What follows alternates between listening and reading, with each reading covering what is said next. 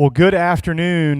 Great to be with all of you again this year. I'm Robert Stuart with Robsinson. Thank you so much for coming out and allowing us to be a part of this. Chris and I have the pleasure of introducing your guest speaker from the legislature today before we talk a little bit about what happened last year in Tallahassee, what to expect next year, and of course we'll interweave into that some of the politics that all of you are most likely following around the state. But Mike LaRosa, who's here with us today, State Representative Mike LaRosa, represents a district in Osceola County. So are we in the district? Or almost in the district? And he has been, to put it very simply, there has been no better champion for this group, for nonprofits in general throughout the state of Florida that are government funded than Mike LaRosa. Over the last several years, he has worked side by side with us and working to make sure that the letter of the law that governs this particular trust meets the spirit of the law.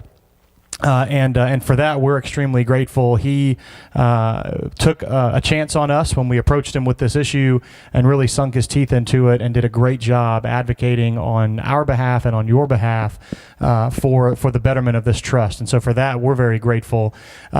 Chris? Yeah, outside of his role and what he's done for the trust, which he's done a lot, he'll get a little bit into his background, but he was a bit of an accidental representative, and I say that lovingly. He wasn't seeking this office. The person who had the office had to leave that office before the ballot was coming up, and so Mike, I don't even know if you raised your hand as much as people said, hey, can you do this? But he did it, and he's quickly become, and he's entering his final session now, a real leader in the Florida House. And he'll talk a little bit about this, but under the incoming Speaker Oliva, he's clearly one of the Speaker's trusted advisors and will be in that leadership circle. And as Robert hinted at, understands our industry, understands both the insurance, the regulatory side, and a lot of what you guys deal with day to day. So we're excited to have him here today to give us a little bit more about what he's been working on in Tallahassee and a little bit of a preview of what to expect in 2019. And with that, and you're going to predict the governor's race, right? You got it all figured out? With that, I'm going to turn it over to one of the good guys in the process, Representative Mike LaRosa. Hello. Awesome. Thank you very much. It's a pleasure to be here with you guys this afternoon. I tell you, I've been introduced quite a bit to different speaking engagements, but never have I been introduced by two people at the same time. So Chris and Robert, thank you guys for the introduction. I'm happy to talk to you guys about a lot of different things, but just to kind of let you know a little bit about myself and what I do, and Chris kind of alluded to how I got into the process. I'm a real estate developer, own a real estate brokerage company as well, LaRosa Realty, LaRosa Development, kind of a combo company that my brother and I started when we were in college. So I've been close to the real estate industry, been close to development pretty much all my life, and as a small business owner, I was faced with a lot of the challenges that many industries had to face in the downturn in 2008 and so on. I had to climb out like many did, had to get creative and so on, and make some tough decisions.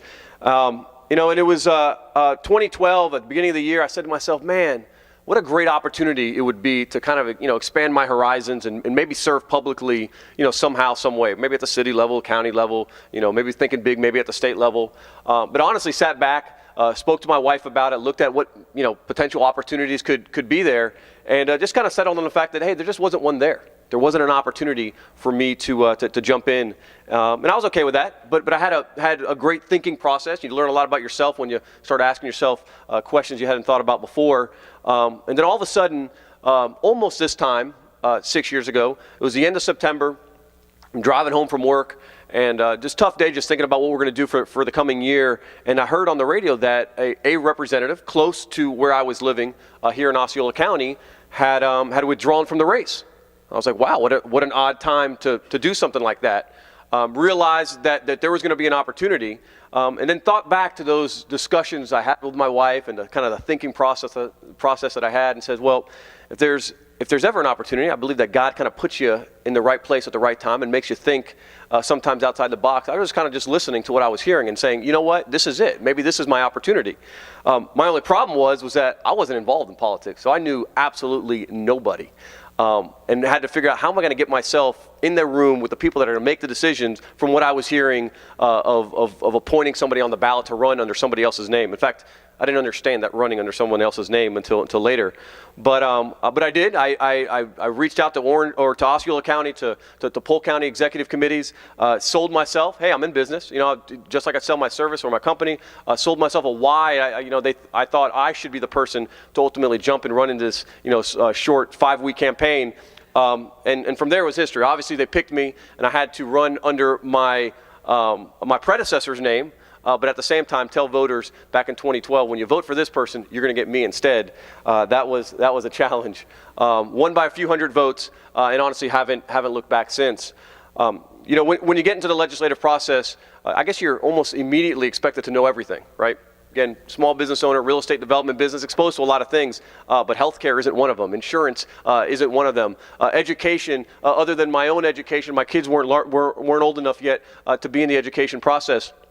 So you're expected to kind of know everything, and what's made, I guess, my time in Tallahassee successful is that I've realized, hey, you can't know everything, but you can figure out how to get to the meaning of every question or every issue or every subject. And I think about, all right, well, why am I doing what I'm doing? Well, I'm doing what I'm doing because I want to help families. I want to make sure that what happened in 2008, although we can't control the economy, the hit isn't as bad. The regulations for companies are much lower. The opportunities that are there, hopefully we can create more of them. And I realize, well, when you're sitting down at a dinner table, sitting down at a breakfast table, what ultimately affects the business owner? What affects the family? What affects the core? And that honestly is what drives all of my decision making in Tallahassee. I may not know a whole lot about healthcare. I may not know exactly how an education process works, but I think about how does it affect the family? How does it affect the student? How does it affect the person on the other end that's a part of our state? So that's just been my thinking process. And of course, when you get to Tallahassee, they look back and say, all right, well, what are your professions? What are the things that you've done in your professional life? And of course, Speaker Weatherford at the time decided to put me in the regulatory affairs area, which I thought was, oh, that's great. That's like, DBPR, real estate, I understand that. But had to quickly learn and understand lots of other areas, including insurance, which obviously all of you guys are stakeholders in. I learned a lot about gambling. In fact, this past 2 years, I've chaired the Gaming Control and Tourism Committee in the House, which that's been a unique experience. But it's been fun. It's been a fun process. It's something that we get to affect the lives of individuals by the decisions we make, very different from what you see in Washington. Of course, our session is only 60 days. What I say is you got to put on your running shoes, get up and go. Because at the end of that 60-day time period, that shot clock, you're done. We got to start all over. So there's a willingness and a want for folks to get things done. Again, very different from what we see in our Washington side. But like I mentioned, the last couple years, I've chaired gaming, an area that I didn't really know a whole lot about. But understood what the impacts were and kind of maybe where I stood on it from a philosophical perspective, and got the opportunity to meet a lot of industry players, as far as folks that maybe contribute, a lot of folks that respond to things that are happening in gaming, of course, especially on the regulatory side, and been able to bring them into our committee process and did things a little bit different. Traditionally, you got bills that are filed, member comes in front of the committee and tries to explain, why you should vote for this bill, and of course, the debate happens of why maybe you should vote, not vote for the bill. My process in thinking was a bit different. Hey, let's bring folks in from the professional world. Let's talk to them. Let's start a conversation. Let's engage, and then let's start to consider the bills in which we're going to have in front of us, so we can all really come out of the process a bit more educated, ask the right questions, put the process really in motion. And that's the process I took as a committee chairman. Being in the regulatory world, our big committee is commerce, right? Gaming and insurance and banking, energy all fall under the commerce sector. I've had a chance or opportunity to sit there in the past 4 years on the committee. Hopefully, I'll either chair or play a large role in the commerce world. So I look forward to working with you guys a bit more as session goes on.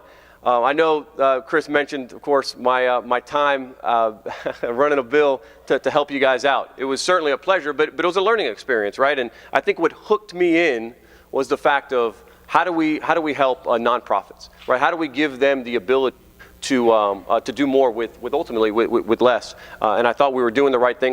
Just having conversations before I came up today, realized that sometimes it's not just the legislative bills or laws that that we change in Tallahassee, but it's the conversation starters in which we start in the thinking process in which we instill as we start to move forward on certain legislation. So hopefully that's been able to help you guys out as far as expanding and finding other avenues in which that can help your industry.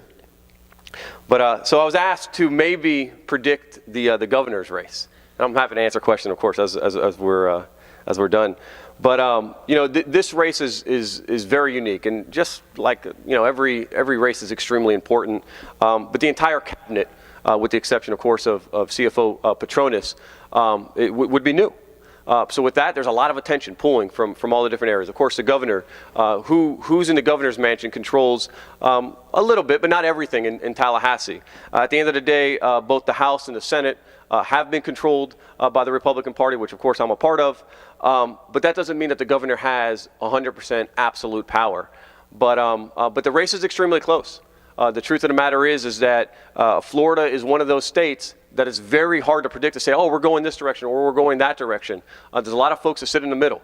And if you're running for office, a lot of folks say, well, stick to this or stick to that. No, you have to be able to respond. You have to be able to read the room and understand, okay, what is it that people want? You know, what's changing? Are demographics changing? Are population changing? Are needs on the street changing? And I think we don't do enough of that, which is why there's a lot of that middle area in the state of Florida. It's certainly how I win my district. My district is not one that I should win, but I respond. I see what people need. I act, of course, in Tallahassee, and I make sure that I'm being educated by them and not trying to educate them and maybe on a philosophy or approach on something. But it'll come down to votes, frankly. Governor Scott won the state of Florida 4 years ago by, I want to say, 70,000 or so votes. The state has grown. There's probably 1 million plus people in the state from the one there was in 2014, and folks could ultimately change that. So I think it's going to be very vital that everyone gets out and vote. At the end of the day, it's going to be an extremely close race. I wish I could say, hey, this is what it's going to be, but it's certainly too tough to call. If you're reading the newspapers or reading some of the polls that are out there, you'll see that it's literally swaying almost every day. But even there, having a hard time figuring out who exactly is going to win and what it's going to look like. So with that, I'm happy to answer any questions or talk about some items that maybe I've skipped over or run through. So, sir. What are the big issues? I mean, everybody knows going into every session. I actually knew better the last couple sessions, but I mean, the gambling stuff, is that settled? Right. The Indian Sure. stuff. I mean, what's the big issue this year?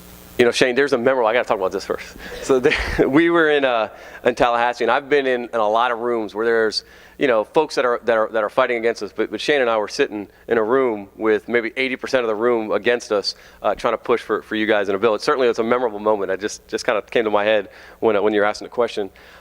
Certainly, gaming is a big issue, right? So there is an amendment currently on the ballot, which you guys will see, Amendment 3 that says, do we put expansion of gaming back into the voters' hands? Meaning that any expansion of gaming would require a referendum of the entire state. Honestly, I'm not one to believe that we should add more things to our Constitution. But unfortunately, this has been something that has happened over time. If you look at the expansion of gaming, both in Dade and Broward County 12 years ago or so, it was done through a statewide referendum. And most large expansion of gaming has happened this way. So yes, it's an issue that we've not been able to settle in Tallahassee. Every year we have a food fight. And it comes down to the last couple days of session of, well, let's decouple, let's do this, let's tax them this, let's reduce this, let's add more slots. And you think you're going down a path, but a wild card comes up, and it always does. So I think at the end of the day, this is probably the best scenario for the state of Florida. Create some certainty in what we could expect for gaming, knowing that it's got to come in front of the entire state to make a decision. And ultimately, that means the case has to be proven. I personally don't believe that gaming is a good thing for our economy.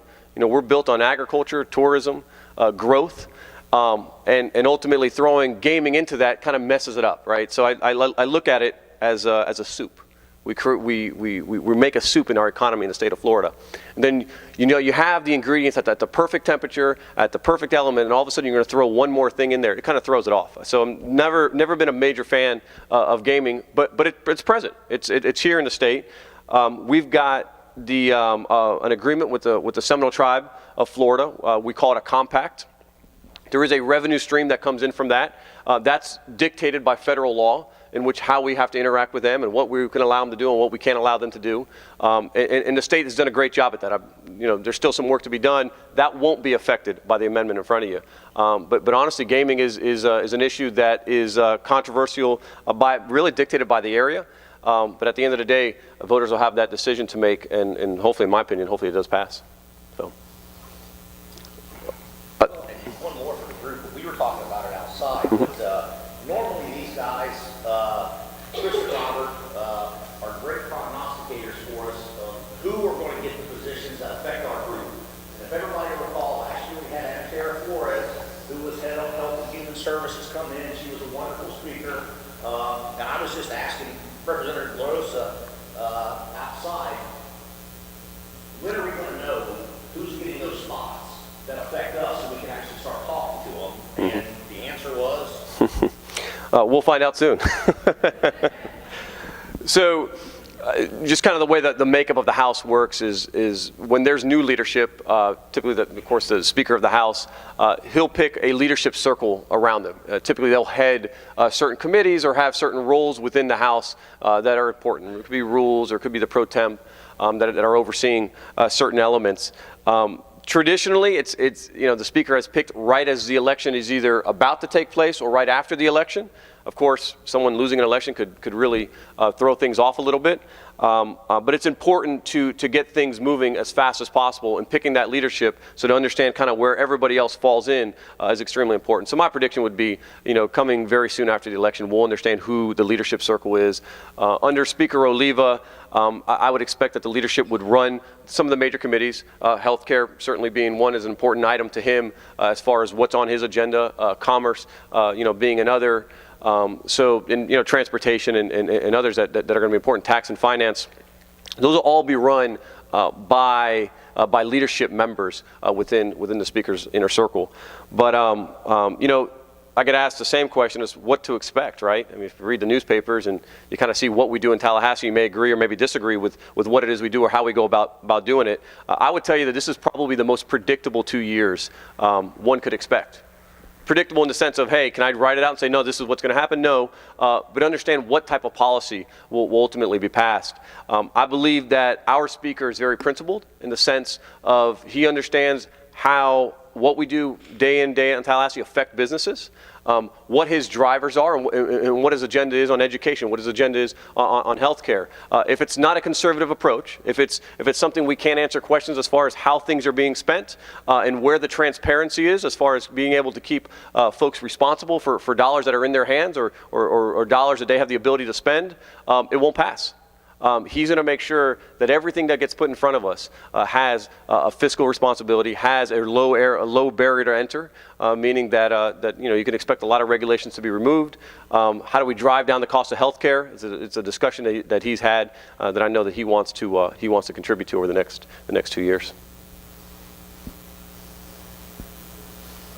Start here in the middle.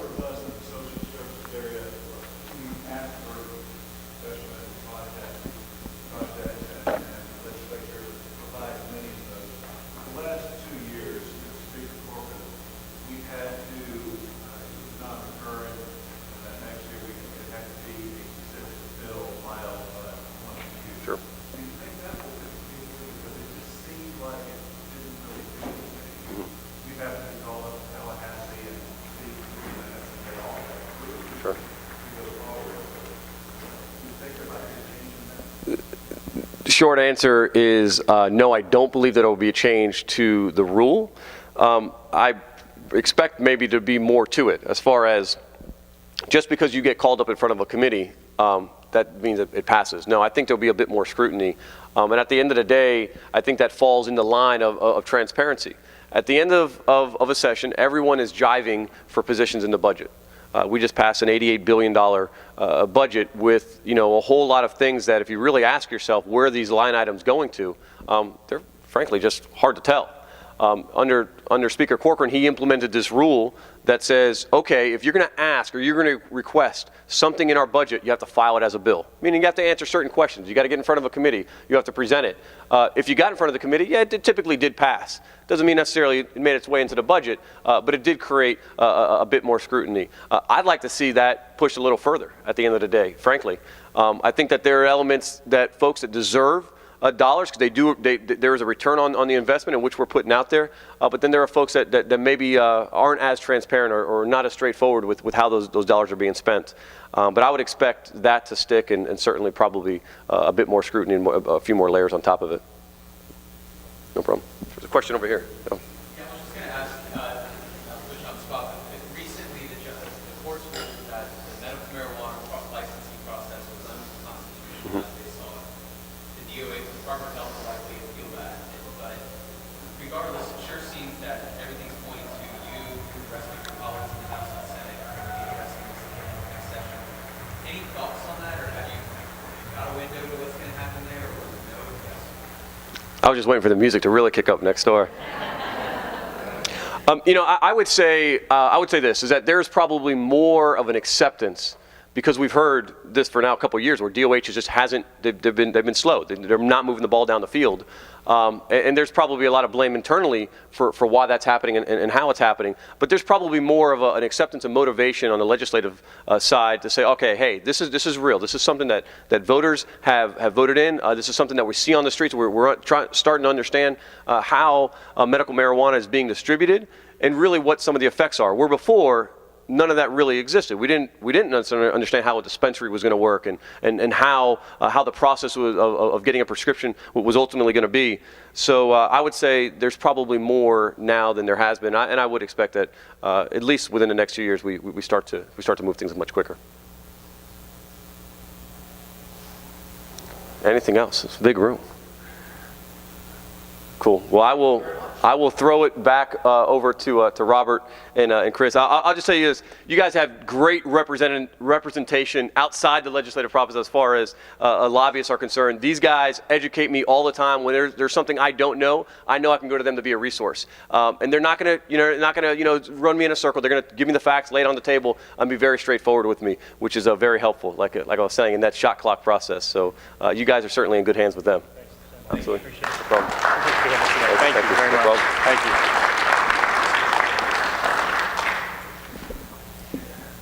Well, thank you, Representative. We really appreciate not only your kind words, but taking time out of your busy schedule, particularly the campaign schedule, to be here today. So thank you, and best of luck to you between now and November.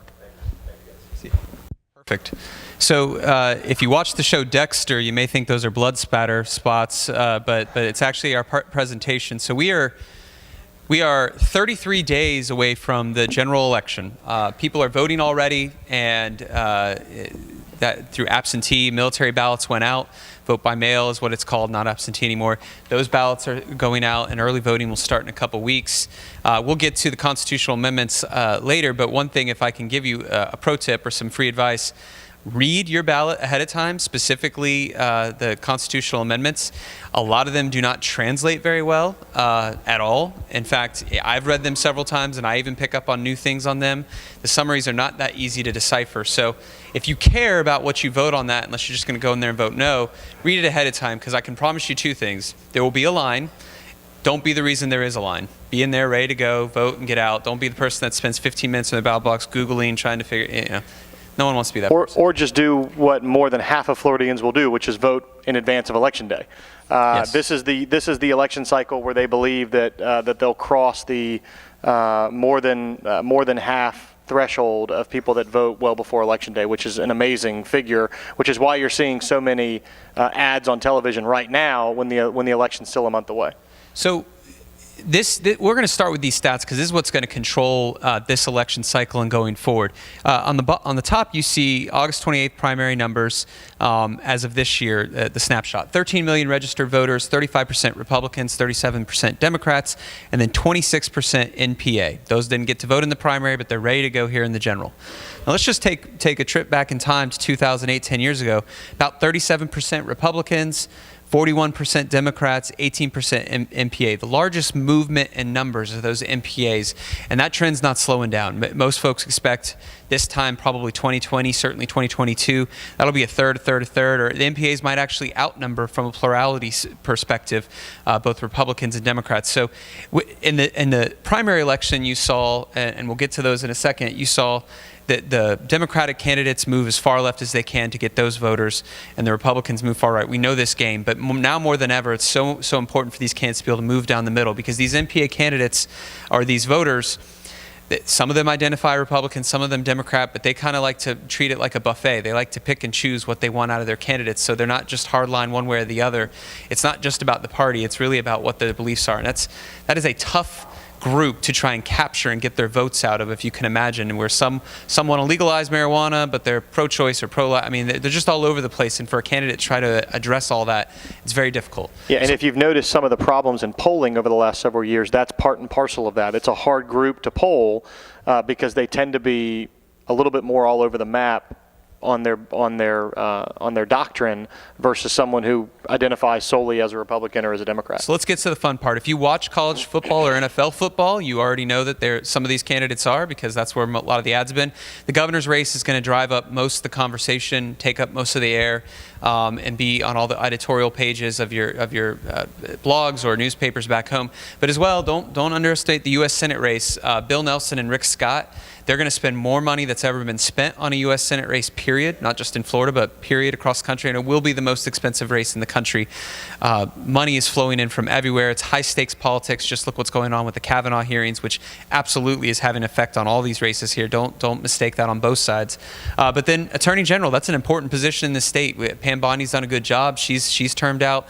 You have two candidates there. CFO, a lot is handled with the CFO, and probably more than anything, especially in the nonprofit world, the Ag Commissioner. All these races are up, and that office, as you all know, has quite a heavy effect on your industry from a nonprofit perspective. So all those are on the ballot, and oh, by the way, all the Florida House members are up, all the congressional members are up, and then half the Senate's up. So we're going to have a busy ballot this year.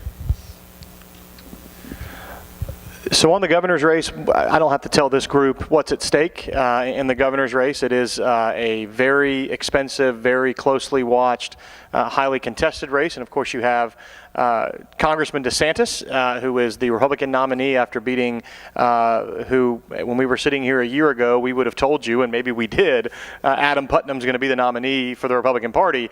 It shows you how much we knew. And 23 points later, DeSantis is the nominee for the Republicans, a congressman from the east coast of Florida, of course endorsed by the president. And then Andrew Gillum, mayor of Tallahassee. He polled, as you probably know, consistently in, at best, third place in the Democratic primary. And as a result, he never really got punched or any negative ads run against him.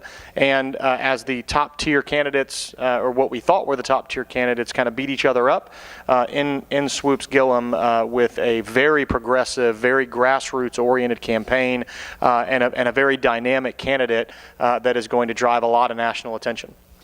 So Representative LaRosa hinted at that, but here's what you're going to see the rest of this race. As of today, I would say that race is virtually tied, and that's about right for Florida. The last three governor elections have been decided by 1 percentage point, and so it's not surprising this one's going to be close. But again, it comes down to what Robert said: turnout and polling. These pollsters, if they're being honest, they probably don't know exactly who's going to vote. If the millennials show up, it's over. It's Gillum's. If they show up kind of, sort of, then it's going to be a close race. If these Kavanaugh hearings drive up the Republican base, that probably works in favor of DeSantis. What Robert said is he hasn't been punched. Gillum is going to start to get punched. He left the primary with what I like to run marathon legs. He had been running against 5 other candidates, so he was ready in this race. He didn't have to speed up or he was just already going. And so no surprise, the last month he's been leading in most polls that have been released because he already sharpened his elbows. He had sharpened his speech. He knew what he was doing. He knew how to hit the ground and go running.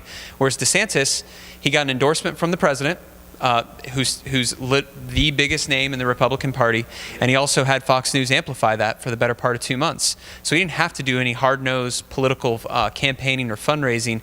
And so quite honestly, he had a bit of a slow start. He was behind on the polls. The scuttlebutt within the party circles was that he wasn't good on the stump, and he had to work on that. But I've seen him recently. I know Robert has, and many of you maybe in the room have seen him. He's sharpened that campaign speech. His folks are now dialed in, and you're going to start to see some negative ads. I was telling Shane Haseeb before we got in here, they're going to release some hurricane ads. If anyone's from Tallahassee, you probably remember Hurricane Hermine that went through there. Not a big storm, but Tallahassee was essentially without power for a week. A lot of folks are going to point the finger at him, Andrew Gillum. And on the flip side, they're going to point the finger at Ron DeSantis and his congressional record. They're going to talk about health care or lack thereof of expansion, fighting Obamacare and such like that. So we haven't seen the nastiness yet, but it's about to get real nasty, because just like the U.S. Senate race, these are high stakes poker, for lack of better terms, and there's a lot at stake across, not just in Florida, but across the country. Yeah, and as those polls have tightened, and we'll move on to the next one, but as those polls have tightened, about a week ago there was a poll that showed Gillum up by 9. I thought when it came out that was an outlier. I don't think anybody goes up by 9 in Florida or down by 9, but as the polls have clearly tightened, there's a trend towards this being effectively a tie race, and it goes into that old mantra of Democrats fall in love and Republicans fall in line. And so the Republican Party is starting to galvanize behind the candidate that they have in front of them. Yep. So U.S. Senate, this is the other race you'll hear talked about all the time. I think they've recently taken up more noise when you talk about red tide, environment, ageism with Bill Nelson. They just had their Telemundo debate the other day. If you don't know who the candidates are, it's Bill Nelson, who's been a senator now. This is going into his 4th term if he's elected. Rick Scott's been governor for the last 8 years. He's trying to become a U.S. senator. If we know Rick Scott pretty well, we've worked with him the last 8 years pretty closely on a lot of issues. He is a guy who's hyper laser focused. If you've worked with him on his HCA days, you know that. And so he's going to do whatever his people tell him to do. If they say you need to put $30 more million into this to win, he will stroke a check from the back of a car for $30 more million or go fundraise it, one or the other, probably both. If they say you have to say the following as much as possible, he will say the following as much as possible. Nelson's not so on point. He's been around the block for a while. He kind of goes with his gut. But the truth is he's never lost that anyone can remember. I mean, this guy's been on the ballot for a better part of 30 years and keeps winning. But as you've been following what's happening with the Kavanaugh hearings in D.C., folks are engaging heavy on this because they recognize if Rick Scott wins, that's another Republican vote in the Senate. That probably keeps the Senate Republican, which the Democrats don't want. And if Nelson wins, obviously they at least hold the tide on that one and try to win some other votes. So national money, some international money that we probably isn't legally allowed to get in there is getting in there. As many people as can get into this race that can. Here's the interesting thing. Rick Scott is a worker. And if he wins, and it's not a plug, but it'll be interesting to see the dynamics between him and Rubio. The knock on Rubio is in the Senate office is that he doesn't really love D.C. and all of that, and it kind of trickles down to his staff. He's not known to be a hard-charging worker, whereas Rick Scott, as I went to laser focused, if you give him any issues, he's on it. I mean, just on it until it's done. So from a politics perspective, it'll be very interesting to see if Rick Scott's elected next to Marco Rubio, 2 Republicans, but very different in how they approach. It's pretty even, though, today, I would say. And I think last one for me, and then we're going to turn over to Robert. Attorney General. So this race is Ashley Moody, who won in a two-way primary, on the Republican side, and Sean Shaw, who had a 2-way primary, but virtually his opponent wasn't a strong opponent. Sean Shaw is a state legislator in the House. His father is a former Florida Supreme Court justice on the Democratic side, and then Ashley Moody is a former judge from Tampa. Her father's a federal judge based out of Tampa, and she's, obviously the Republican candidate endorsed by Pam Bondi. I would handicap this race as Ashley's to lose between identity politics, and she's just a really good retail politician. She knows how to work a room, whether this size or a much smaller room. She knows how to get in there and get votes. But don't count anything out. That blue wave that you keep hearing talked about, that's clearly a real thing, and it's going to have some down-ticket effects for all these candidates. So I would not be shocked if Sean wins, but if I was handicapping today, it's probably Ashley's to lose. So a couple of the other cabinet races, as we mentioned at the very start, the entire cabinet is up for re-election for the first time in 8 years.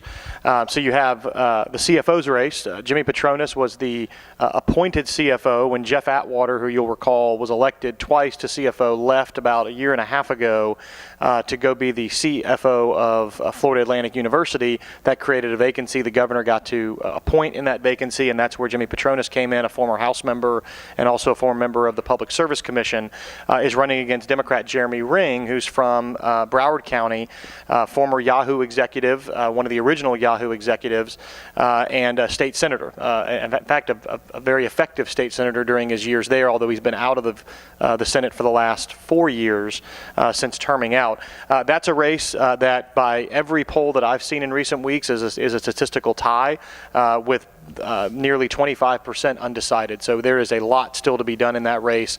Ads are really just starting to run, so most voters have no idea this race is going on. They're about to start finding out as they receive their ballots. And then the Agriculture Commissioner race is the fourth member of the cabinet. You have Republican Matt Caldwell, who ran and won a very difficult primary race against State Senator Denise Grimsley, and then Nikki Fried, who was a late entry into the race but had a pretty easy walk through the Democratic primary. The Democrat that was in that race before she got in was not well funded or well known, so she was able to win that fairly easily.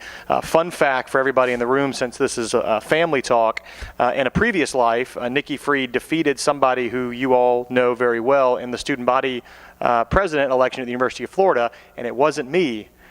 It was Chris. only 70 votes, but you helped me. I did help. I'm going to blame you. I did help Chris in that race, so maybe I should take the blame for not scurrying up enough votes. I should have knocked on more But Nikki has been in the process as a lobbyist and as an advocate for medical marijuana for many years, and she's well known in Tallahassee circles. But that's another race that, by any poll that I've seen, is basically a dead heat, with most folks not even realizing that it's going on until they receive their ballot. So you'll start to see some stuff pop up about that. Fun fact on this one, and not about the student government elections. That's old news. I forgot all about it. Nikki, you're handling it really well. I'm sweating up here. Nikki, interesting politics are going to come into play here. We of course, we don't forget about Parkland, but given the ag commissioner's job and background checks, Nikki has doubled down on the whole anti-NRA position, which is going to get her a lot of press. May not get her votes. There's clearly people who are going to be voting for Caldwell because he's the opposite of that, and he's a pro-NRA candidate. But those MPA voters, polling suggests that they're not so dyed in the wool one way or the other, but she's going to get a lot of earned media out of that. The media is going to love writing stories about how she's going to take NRA to task if she's the ag commissioner. The other side is, and there's a lot of reasons probably why she won the primary, she got a lot of earned media. If you recall, she was the candidate whose bank accounts were shut down because she was accepting money from the medical marijuana and just general marijuana industry, which again, if you're familiar with banking laws and what have you, that's a tricky wicket to take money from a class 1 federal drug company. So she gets a lot of earned media on that. She's put that flag in the ground as a former, or I guess still technically current, medical marijuana lobbyist, that she's, as ag commissioner, even though she doesn't really have a lot to do with that industry, it's more of a state executive, Department of Health and legislative, she's going to put her flag down. So this race will probably get talked about the most out of all the other cabinet races, which in Florida, even though it's a strong agricultural state, no one ever talks about the ag commissioner, even when it was Putnam, who was pretty well known. This race is going to get a lot of attention because of those politics in play. So other races. So the big question, and what Mike is nervous about, Mike LaRosa is nervous about, and others, is what's going to happen in the Florida House and Florida Senate. The Florida House, as you know, has 120 members. All are up on 2-year cycles. They will keep Republican control on that. The question is by how much? Will it be a 65-vote margin, or it will be what typically happens in off-cycle years, closer to a 75 to 80 vote for the Republicans? And today it's 76 Republicans today. So yeah, most folks think the Republicans will keep control of the House. So good news for Mike and his colleagues, because they'll be in leadership. The Senate's an interesting discussion. As you all recall, maybe the last go-round on constitutional amendments put in the fair amendments provision that the seats have to be drawn fairly, such that it doesn't favor or disfavor an incumbent, doesn't favor or disfavor a political party. That's not easy, by the way, and it also has to when it can, respect geographic boundaries. So if you live in Seminole County, Florida, try to keep one senator in that area, or try to keep one senator in Orange County, what have you. The Senate had a hard time with that, whether on purpose or not. The League of Women Voters and others kept challenging those seats, and the Senate kept losing, to the point where the Florida Supreme Court ended up drawing all those Senate seats. Well, this is the first election with any kind of momentum for Democrats where those seats are going to put to test. So there is some wisdom out there, some logic that says the Senate could go to a 2020 tie. There are enough swing seats out there if the blue wave does hit, where the Democrats could beat what should be a likely Republican winner. Conventional wisdom tends to say that at worst the Republicans get 22 seats, more likely 23. but they probably won't have the 26 seats that they've enjoyed the last couple cycles. Just the politics are what they are, and those seats are a little more compact. The Democrats have done a good job recruiting candidates. But pay attention to the Florida Senate, because that race, and as the tighter it gets, the more interesting the politics get. The last time it was 2020, and go ahead, they split it. Republican one year as president, a Democrat at the other, but the tighter it gets, the tougher the politics. Yeah, and just to add to that point, the Democrats and the Republicans both believe, the leaders of those parties, that there's probably 5 seats really in play, 5 seats that are currently held by Republicans that the Democrats could feasibly pick up. If I had to bet an amount of money that I cared about, I think the Democrats pick up 2 to 3 seats, which would make the balance of the Senate either 23 Republicans or 22 Republicans, but that's still more Democrats, 2 or 3 more than they had before, which increases the power of the minority party, causes a bit more partnership and bipartisanship when it comes to getting things done. And frankly, it's not bad for governance to have a much closer balance, particularly in the Senate. So that's something to keep a close eye on. If Andrew Gillum wins, and that's a big if, we still call that a coin toss, quickly look to see how the Senate did. Because if the Senate is closer to 22, 23 votes for Republicans and then the rest for Democrats, that means Gillum's going to be able to play ball. Because the Senate will be such, and there's enough moderate Republicans that he can push a budget through and force it on the House. If the Senate goes more towards the 25 Republicans, you're going to see the House and the Senate unify against a Democratic governor, at least for the first year or so, before they can kind of settle in where they're going to be. It's going to be very similar to what you see in D.C., unfortunately, but pay attention to those. So key dates of the session, they start March 5th. They'll finish May 3rd if they finish on time. 2 of the last 3 years, they've not finished on time, so that those dates can fluctuate.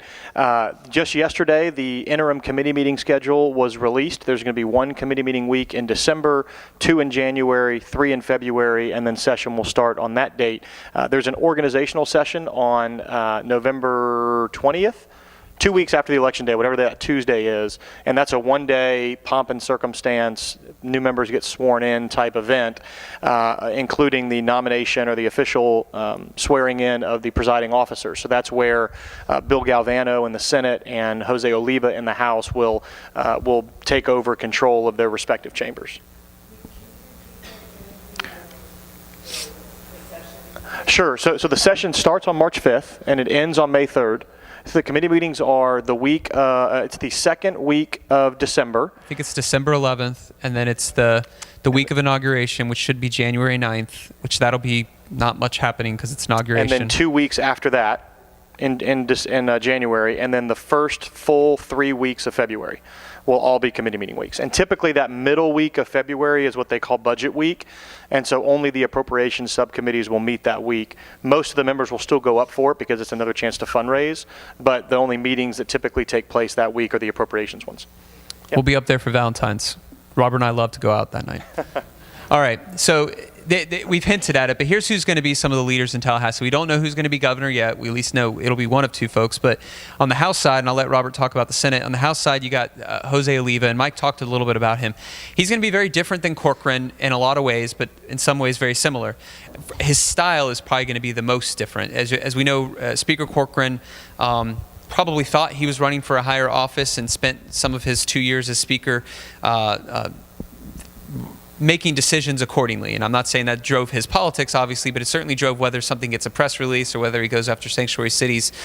Very conservative, took on, fought against Medicaid expansion, what have you, but his style was much for keep the House very much controlled. No one can get out of line. We're going to have votes the way it goes. And he took on a lot of the traditional agencies in Florida, like Visit Florida and such.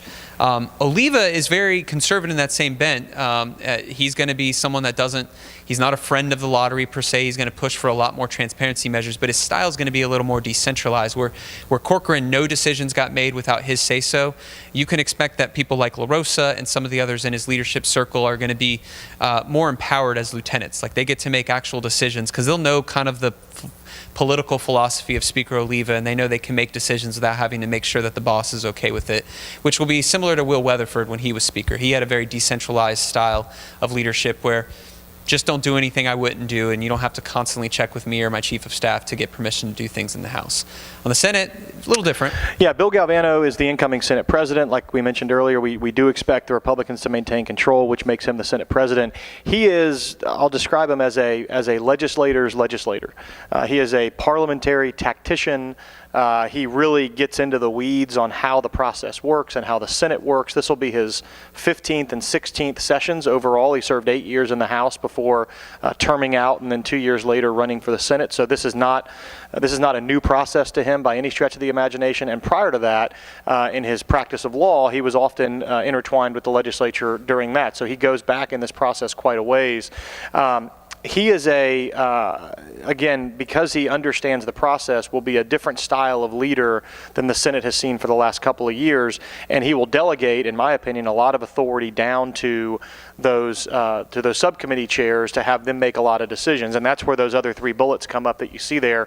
We don't know who's going to be sitting in those places yet. We have some decent guesses if you forced us to, but budget chair, rules chair, majority leaders, those are going to be critical jobs in either chamber, and I would say particularly so in the Senate, as again, you expect to have the Democrats at least pick up a few seats in that chamber. So the issues I asked Representative LaRosa about medical marijuana. In recent days, this has become a much more topical issue.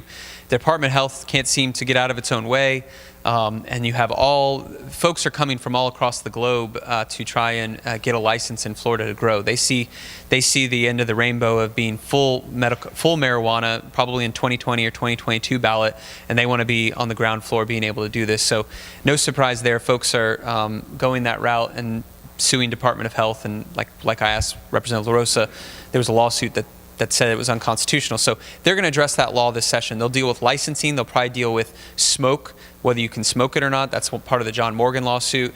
They'll deal with how many dispensaries you can have in certain neighborhoods. If you recall, 2 years ago when they passed the original law after the amendment, they said you could either ban them outright or you had to let them all be anywhere in your county or city so long as they were regulated no more than a pharmacy. Well, some cities changed their pharmacy code and changed the way that worked to put them more in the outskirts, and others just outright said we're not going to allow any medical marijuana dispensaries. So winners and losers, what have you. But that's coming back. And taxes as well. Every year, if Gillum's the governor, you can bet the House and Senate's going to pass a massive tax cut and force him to say no to that just because of the politics of it. If DeSantis is governor, you can rest assured that he's going to ask the House and Senate to pass a massive tax cut so he can say that he cut taxes. So either way, you're going to see out of the House and Senate some kind of tax package that is a tax cut. It's where do they cut? Business rent tax is an obvious factor. If you pay a lease, you know that we're the only state in the union that pays a business rent tax. There's some other taxes like corporate income tax and some other areas where they can make some cuts, but they'll do something like that. You want to touch the fun one? Sure, yeah. So customary use, if you're following the news over the last couple of months, you've seen that there was a bill passed by the legislature that deals with beach access, public beach access. And it's become a major topic in the U.S. Senate race with Senator Nelson hitting Governor Scott for signing a bill that, the way he describes it, limits public's access to the beaches. It's not what the bill did, but it's become a very hot political potato that the Republicans are now maybe regretting passing this bill, and the Democrats are pouncing on the opportunity to say that Republicans don't want to let the public on their beaches.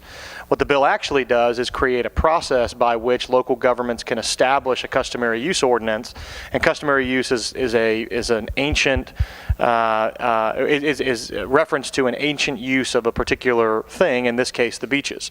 And the logic is that public's access to the beaches existed long before anybody owned property on the beaches, and therefore the public has a right to them because it existed prior to those property rights. Well, there's no process in the law to say how a local government would go about creating a customary use ordinance. That's what this bill does, but in the process it also creates massive confusion about who has rights to what parts of the beach, and particularly in the Panhandle, this has been a big challenge where in Walton County, if anybody is from Walton County, you'll know this issue probably better than I do, there are property owners that knew that the high mean water line, which is typically the place where the public's right starts, because of erosion after the 2004 hurricanes, the high mean water line is in knee-deep water. So people who own property on the beach are saying to folks who are in their backyard, get off my lawn. and the people that are on their lawn saying, no, this is the public's right. And it created this perfect storm of confusion that ultimately led to the passage of a bill that now has become a political hot potato. But that's one to watch, because the legislature inevitably is going to come back and try to fix that or make amends for passing something that lacked clarity, and that's one to keep an eye on. It was kind of a fascinating issue that became a hot one last year. Medicaid, it comes every year in various forms. So again, we go back to what happens in the governor's race. If Gillum wins, you can absolutely bet on he's going to push for expansion of Medicaid and have Florida be, I think we're now one of 19 states that haven't taken the federal expansion. He'll push for that. Now, Robert and I were talking, and Robert had a good point the other day. If he did that, the first thing he should do is push for what the Senate passed, which this current Senate president-to-be voted for, about 3-4 years ago, the Medicaid expansion, which will put them in some interesting politics, because 3-4 years ago, a lot of these folks that are senators voted for it. The House didn't. That was the whole Corcoran, Gucci loafing lobbyist comments that came out from that. But that'll absolutely be an issue. Even if Gillum doesn't win, you'll hear the Democrats in both the House and Senate talk about Medicaid expansion. And when we talk about the budget, you always see that's the biggest part of our budget pie is healthcare, HHS, and Medicaid. So it's always going to be a topic.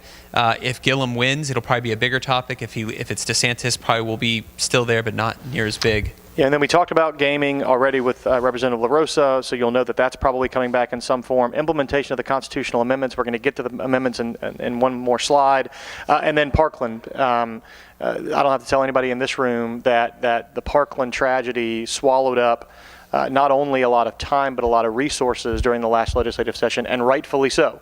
The legislature spent a significant amount of time on it, drafting a bill that even the most ardent supporters of that legislation will admit that there are some gaps in the way that it's implemented. There's some confusion when you draft a piece of legislation that far-reaching, that fast.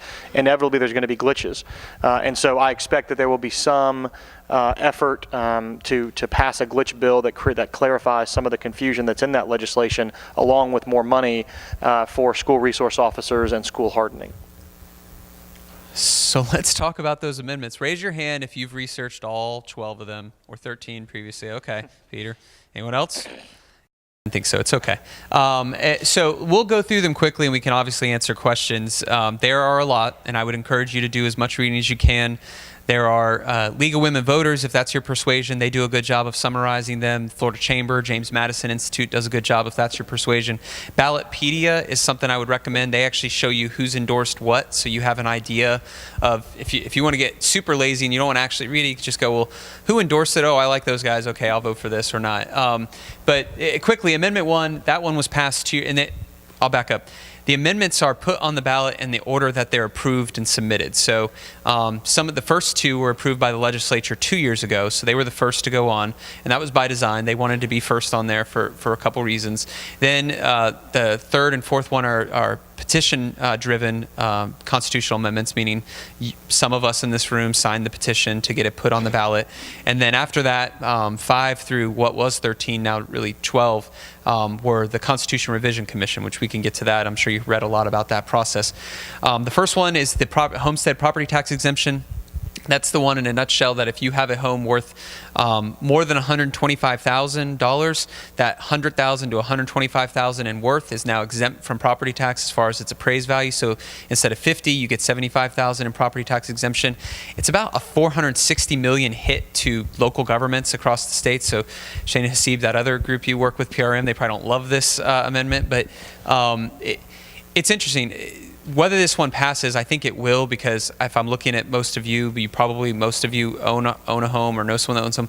Very, very rarely do we not take advantage of voting for a tax cut for ourselves. But there is the other side of that coin is that's $470 million, approximately $470 million cut in local government, which either means they're going to raise the millage or cut services, which neither folks really want to deal with. So we'll have to see where that one goes, but if I was predicting, that one wins.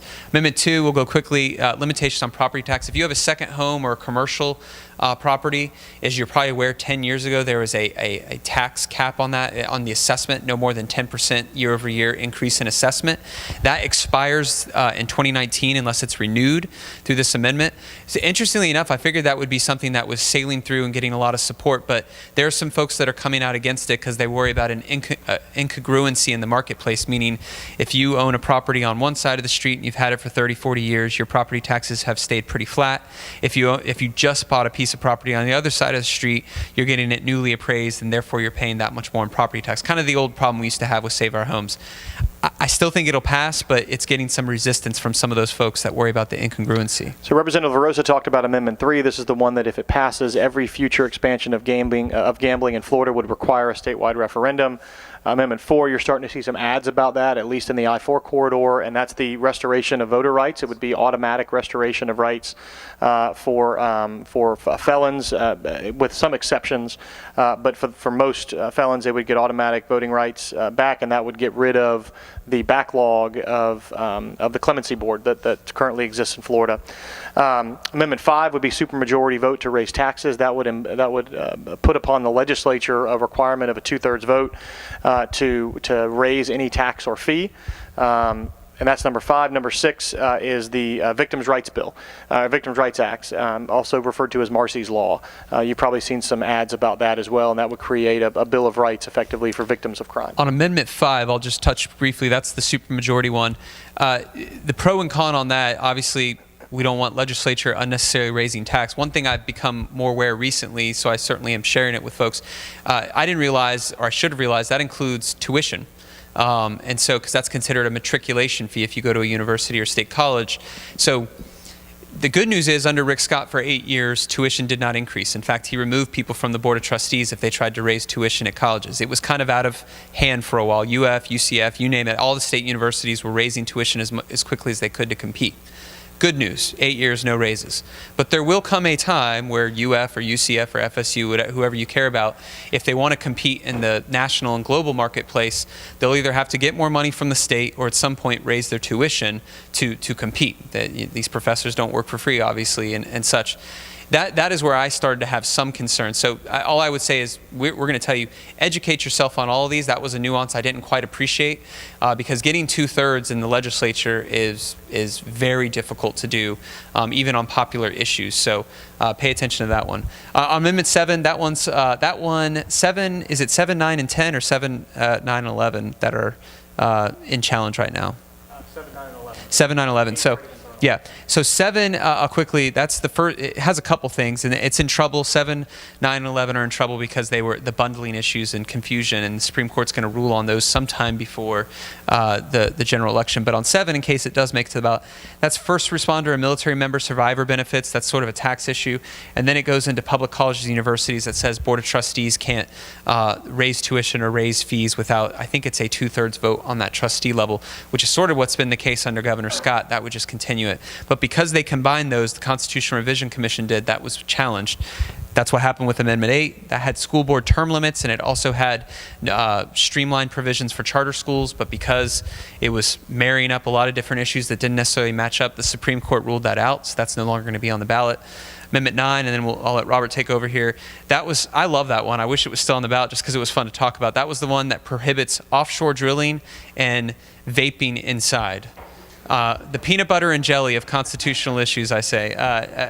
But if you're vaping while drilling, that's the unknown of whether or not that's allowed. So, Amendment 10, this one got a ton of discussion during the CRC, and it was also the subject of a challenge. Ultimately, the courts ruled and the Supreme Court ruled with the CRC, keeping this one on the ballot. But what it does, and amongst other things, is take away a charter county's power to modify the offices of the constitutional officers.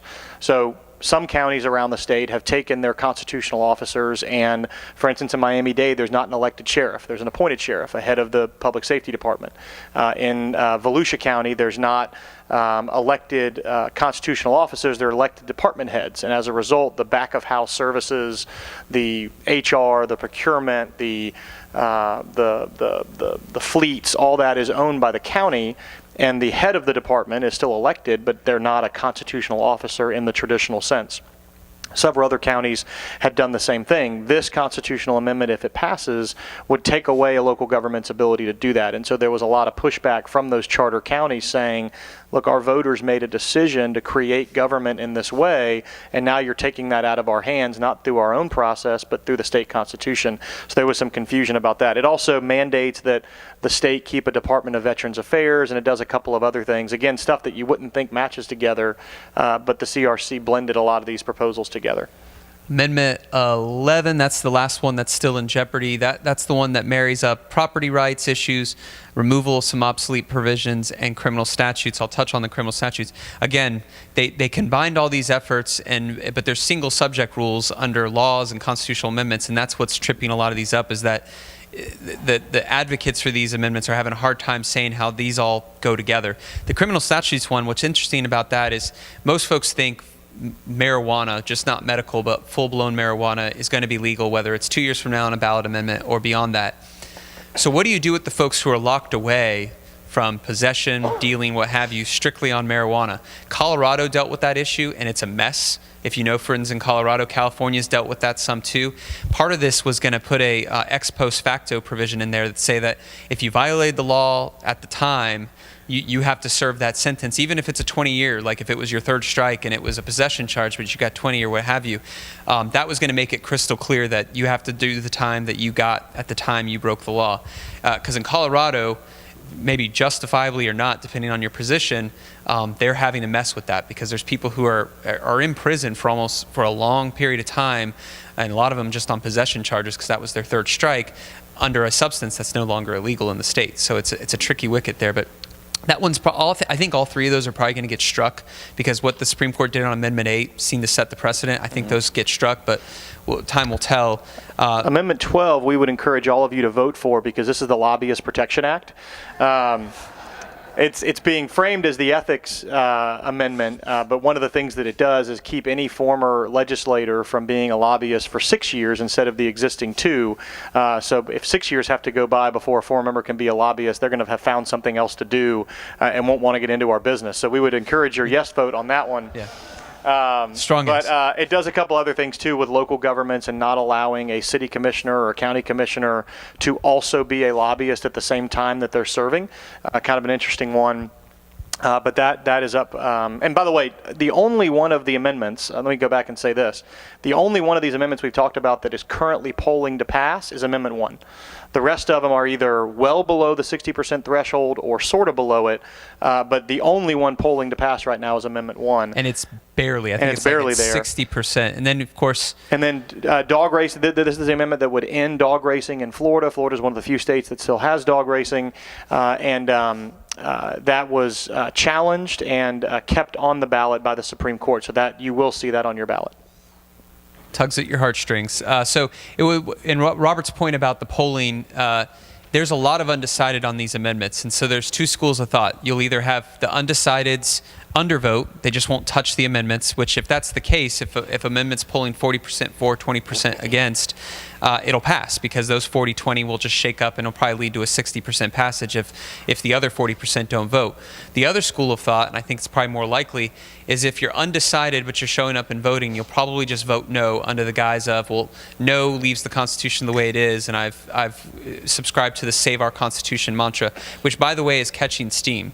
All of it, including with Amendment 1. There's a new movement, part and parcel because some special interests that want to kill some of these amendments, including the dog racing ban, Amendment 13. The people who are for dog racing are trying to figure out creative ways to kill that amendment, and one way is to just run a campaign that says vote no on all. They're all special interests. They're all trying to hurt our state.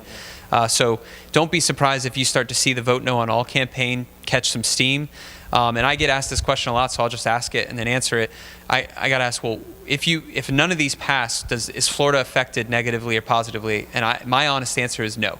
I don't think any of these amendments are necessary. Some of them you may like and you want, so go for it. But Florida's not going to lose if these all fail. And that's what I think is also hurting these amendments, is there's no urgency on any of these. So questions? Yeah, well, we're at the appointed time, but Hasib, we'd love to take questions if you want us to. I don't want to keep anybody here longer than you want us to, but we'd happy to take questions. Sure. Yes, ma'am.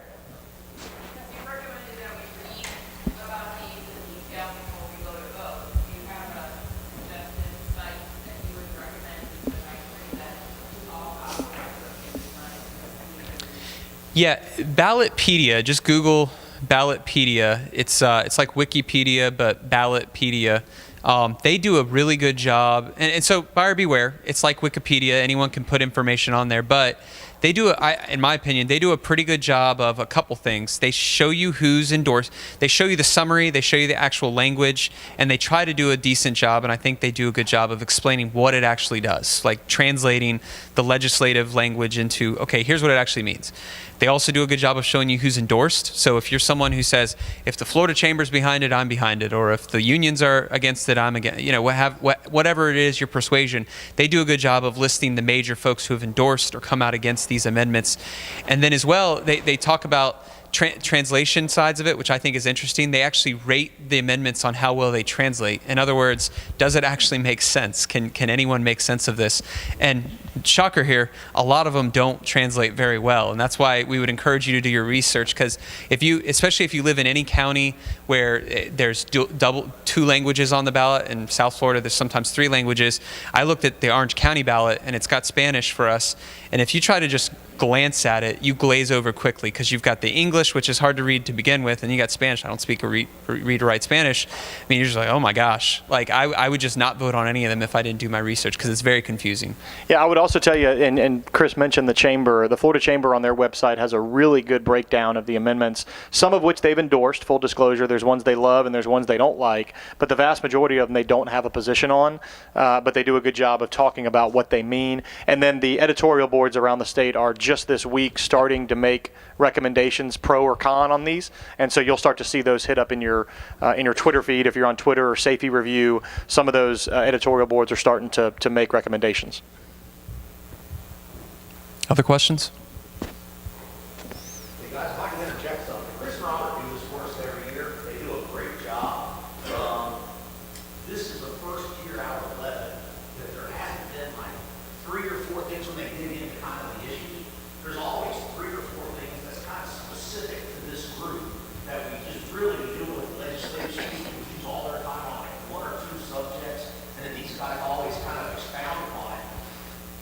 What's happening out there? Is there just nothing going on this year? Nobody's worried about this session. I mean, this is my part of why we really normally drill these guys with questions.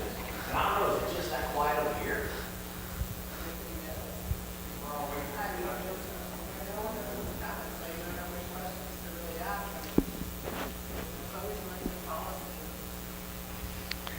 Well, it's a fair point. With the elections being so uncertain and the political environment that we're in as a country and as a state, it's hard to predict exactly what's going to happen next session.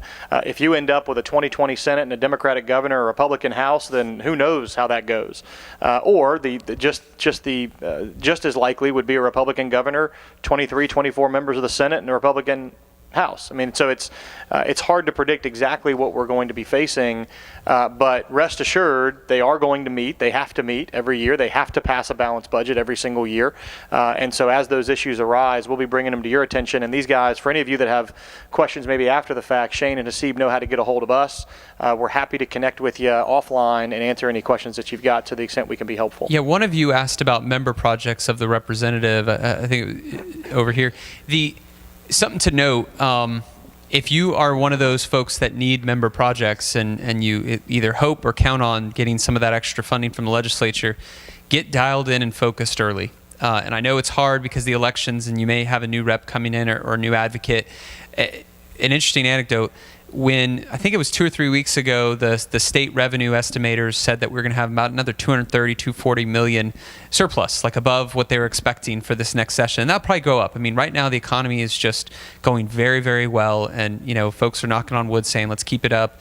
And the elections will have some impact on that. But bottom line is, just based on spending so far this year, taxes coming to the state, we're up. We're up by a good amount.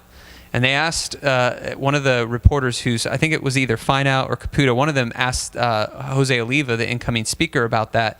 And he tweeted his response. And all Speaker Oliva said, and I laugh, but it's sad, he says, yes, you're right, we need to cut more of the budget.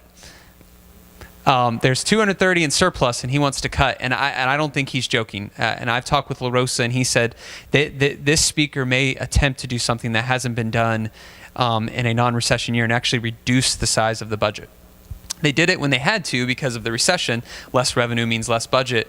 This speaker, if he can get away with it, will try to make a conscious effort to reduce the budget, which means member projects will be that much harder to get. Just across the board, state university system, if I'm predicting, is going to take the biggest hit of this.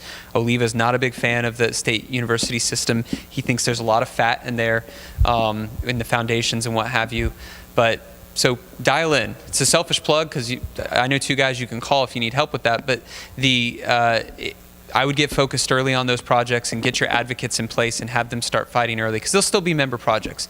The Senate's not going anywhere, and the Senate will always have member projects. We love them for that. And you need both chambers to pass a budget, but the House is going to work really hard to cut that budget, if I'm predicting. Thank you, guys. Appreciate it. Thank you.